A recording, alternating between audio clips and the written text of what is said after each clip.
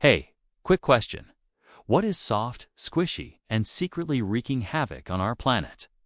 No, it is not your ex's heart. It's the sponge sitting by your sink right now. You've probably used one every day. But have you ever stopped to think about where it comes from or what happens when you toss it out?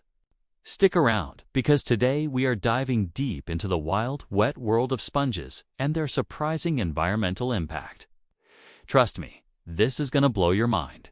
Welcome back, fam. If you are new here, hit that subscribe button because we are all about uncovering the weird and wonderful. Stuff you did not know you needed to know. Today's topic, sponges. Yup, those little scrubbers we use to clean dishes, wipe counters, or even exfoliate our skin. They seem so innocent, right?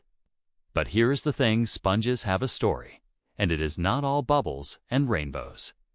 From the oceans they are plucked from to the landfills they end up in, sponges have an environmental footprint that is way bigger than their squishy size suggests. So, let's break it down. Where do they come from? How have they evolved? And why should we care? Grab a snack maybe, not a sponge cake. Though on, let's get into it. Alright, let's start at the beginning way back. Sponges are not just a modern invention. They have been around for millennia. Ancient Greeks and Romans wading into the Mediterranean, harvesting real sea sponges from the ocean floor. These were not the neon green scrubbers you see at the dollar store. Natural sea sponges are living animals, filter-feeding creatures that grow on rocks and coral. Crazy, right? Divers would hold their breath, dive down, and carefully cut them free, leaving the roots so they could regrow. It was sustainable, low-tech, and honestly kinda beautiful. Fast forward to the 19th century, and sea sponges were still the go-to for cleaning, bathing, even painting. But here is where it gets messy. Overharvesting started wiping out sponge populations in places like the Caribbean and Mediterranean. Demand was high, supply was low, and nature paid the price. So, what did humans do? We got creative, and that is where the story takes a turn. Enter the 20th century, and boom, science steps in. In 1940s, a guy named Otto Bayer-Yap from that Bayer company invented polyurethane, a fancy plastic that changed the game. Suddenly, we could mass-produce synthetic sponges in any shape, size, or color. No more relying on the ocean. These new sponges were cheap, durable, and perfect for scrubbing everything from pots to cars. But there is a catch: most synthetic sponges are made from petroleum-based plastics, like polyurethane or polyester. Petroleum, as in oil. As in the stuff we drill out of the earth, refine with tons of energy, and turn into something that does not biodegrade, ever. Oh, and get this, some of these sponges shed microplastics when you use them. Those tiny bits wash down the drain into rivers and eventually the ocean, where fish mistake them for food. So, while we solved the overharvesting problem, we kinda created a new one. Innovation is great, till it is not. Now, let's talk about how sponges have woven themselves into our lives.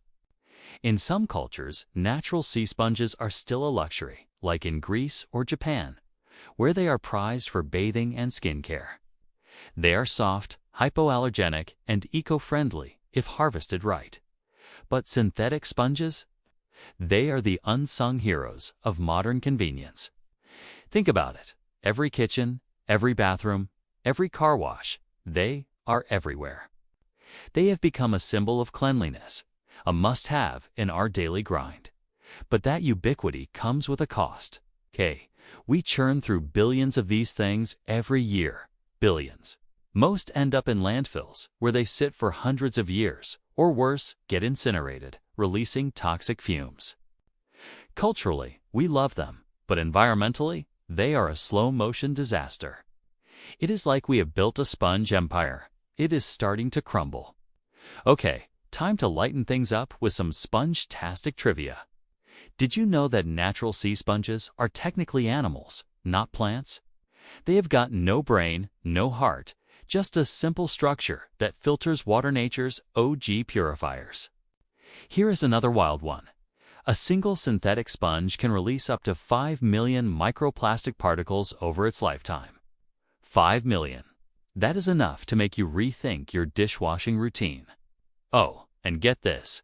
Some companies are fighting back with biodegradable sponges made from plants like cellulose or bamboo. They are not perfect, but they are a step up. And one more for the road. In the Middle Ages, sponges were so valuable that people used them as currency in some places. Imagine paying for your groceries with a soggy sponge. Wild, right? So, where does this leave us? Sponges started as a gift from the ocean, evolved into a plastic powerhouse, and now they are a double-edged sword.